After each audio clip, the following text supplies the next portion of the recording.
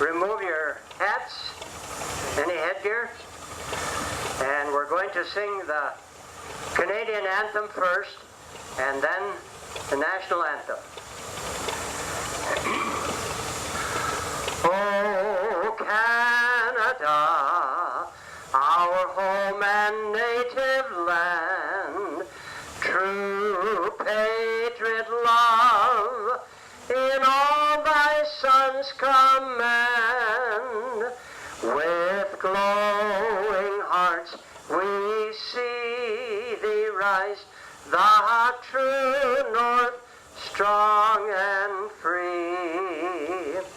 From far and wide, oh Canada, we stand on guard for thee.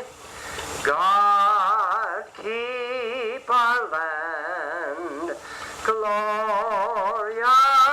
and free. Oh Canada, we stand on guard for thee. Oh Canada, we stand on guard for thee.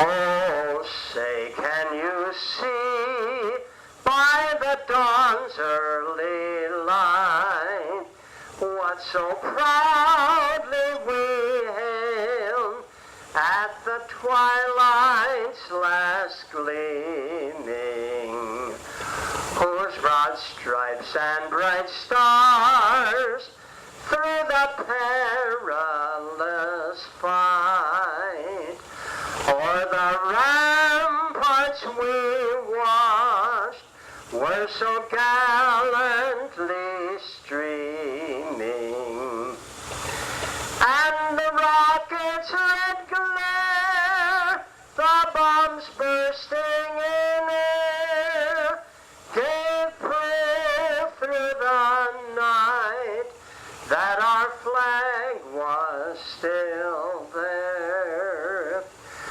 Oh, say, does that star-spangled banner yet wave o'er the land of the free and the home of the brave? Amen.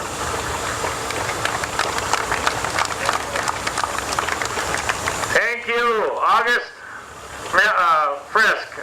The biggest worry I have about announcing the parade is that Augie don't come up these stairs and help me sing that national anthem, because there's no way I can do that.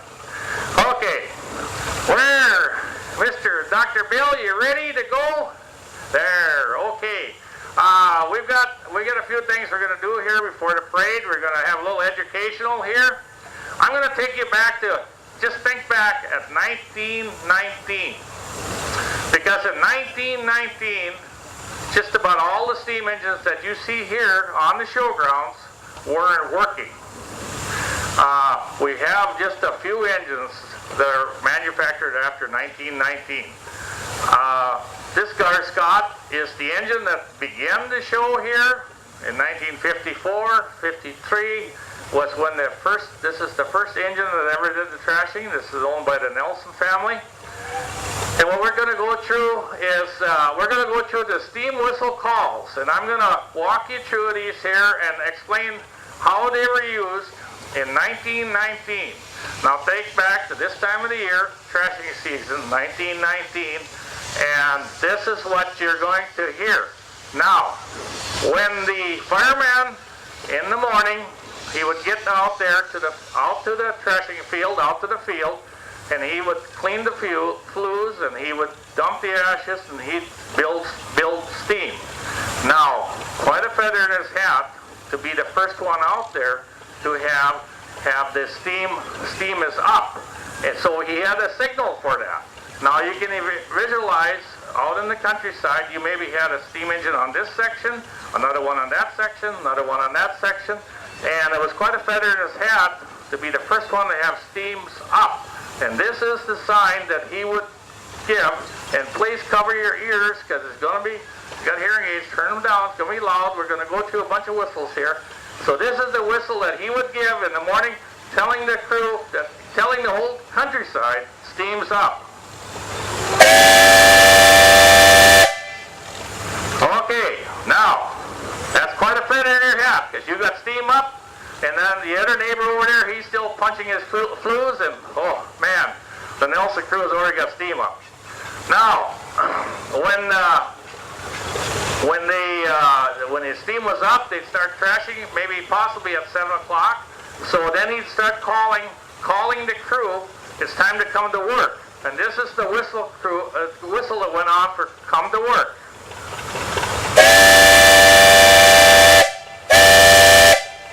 Now, that's one long and one short. And that means, and then he'd play that until it was time to call everyone to come to work. Now they got everyone to work. It's maybe 7 o'clock in the morning, and we're going to start the belt. This is the call that goes for starting the belt. Okay, that's too short. That means the belt's going to start. Okay, so they're trashing now. The machine's running and everything, and something happens. The blower plugs up or something. And this is the call that the belt will stop. It's one short. Okay, we're getting along about 9 o'clock in the morning or 10 o'clock in the morning, and the guy in the water is running low, and he's telling the crew on the water that we're running low on water. Here's the call for water is low.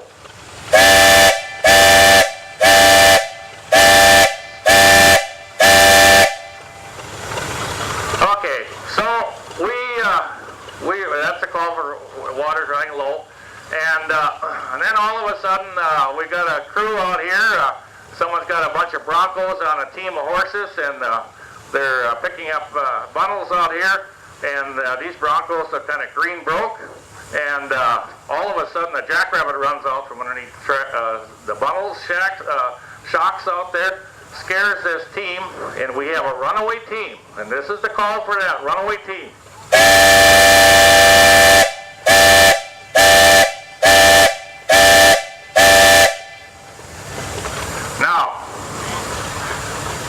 Running away, and I think what that call is for is to warn the people in the next county, because after you're chased all, that team is going to keep on going, I'm sure, but that's the call.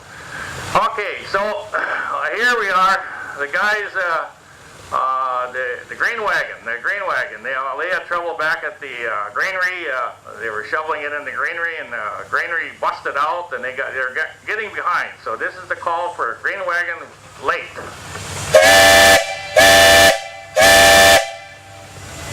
Okay, we're trashing away. We're running with we're unloading bundles on both sides of the machine, and by golly, we're getting low on bundle. We're getting the bundle wagons are running late. Something's happening out in the field. Well, they had that runaway team, of course, so they lost one team. So this is a call for bundle wagon running late.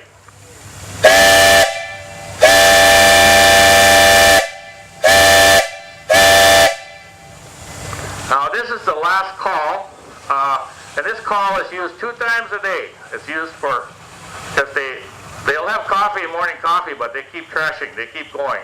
But at noon they shut down, and then if it's high noon, you hear this. Well, that means you get to eat dinner, and then if this is late in the evening, 6, 7 o'clock at night, you'd hear this call, and this is lunch or closing, and this is the call everyone loved to hear.